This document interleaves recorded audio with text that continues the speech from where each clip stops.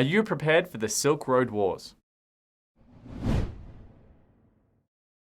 Hello and welcome to today's Daily Blitz. While China's Belt and Road project, known more colloquially as the Silk Road, has gained huge amounts of publicity in recent years, when America announced a similar rival project, it's interesting that it really flew under the radar. No one's really started speaking about it yet, but it is very important. Can you compare the two for us? Because I think there's some crucial differences between America's version and China's version. Right. So China's version has become quite synonymous in more recent times with their bad practices regarding ethics and governance.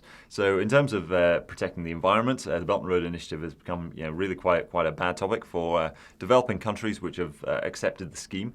Very poor for the environment as a whole in some areas. It's also become synonymous with corruption, with bribery, and also in terms of the sovereignty of the nations which accept the scheme. It ends up with a lot of debt trap diplomacy, where Beijing ends up sort of taking control of strategic assets within the country in exchange for access to the scheme. So the Blue Dot Network, which is what America has called their scheme, is really being marketed as exactly the opposite of that, where it's trying to make transparency, good governance, ethics, and a set of principles really sort of the key selling point of their proposition. But the proposition is basically infrastructure, trade infrastructure, correct? Yes. So they're both Silk Roads, really, and they're both targeted at the same region, which is Asia as a whole. While the Belt and Road Initiative is sort of the Eurasian region, where they're trying to mimic the old Silk Road, which went all the way through into Western Europe, the Blue Dot Network is more the Indo-Pacific area.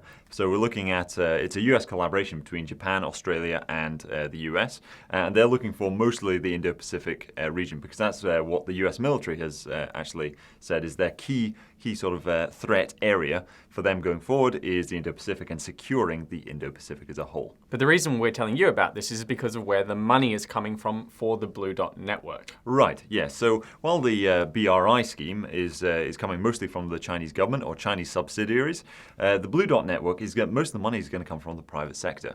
So one of the reasons why Blue Dot Network might have flown under the radar for quite so many people is because at the moment it's quite small. We're looking at only maybe $60 billion worth of credit that will be allocated to some of the projects. But because it'll be using the private sector as its main source of funding, in theory, the amount that could go into this is uncapped. Does this mean there's an investment opportunity for our viewers? So in recent years, probably in the last 10 years, something I've noticed a huge amount is just the growth of the alternatives investment industry. So alternatives is kind of viewed as an asset class, which is simply any non-traditional investment, be it stocks, bonds, etc. Those traditional asset classes have received very low returns in recent years in terms of dividends, in terms of income, while stocks, of course, have had a great boom. In terms of the actual dividends being paid, those have really gone down as interest rates and yields have gone down.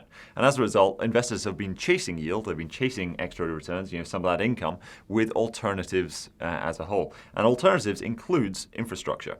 So while all of the money that's going to go behind the Blue Dot Network is from the private sector, what I think may end up happening is that the US managed to court a lot of maybe some sovereign wealth funds, pension funds and the like, to really divert some of their assets into the Blue Dot Network infrastructure plan. Because infrastructure funds do actually do pay big dividends, provided that the infrastructure is actually required, provided it actually provides good service in the end. So it sounds like a marriage made in low interest rate heaven.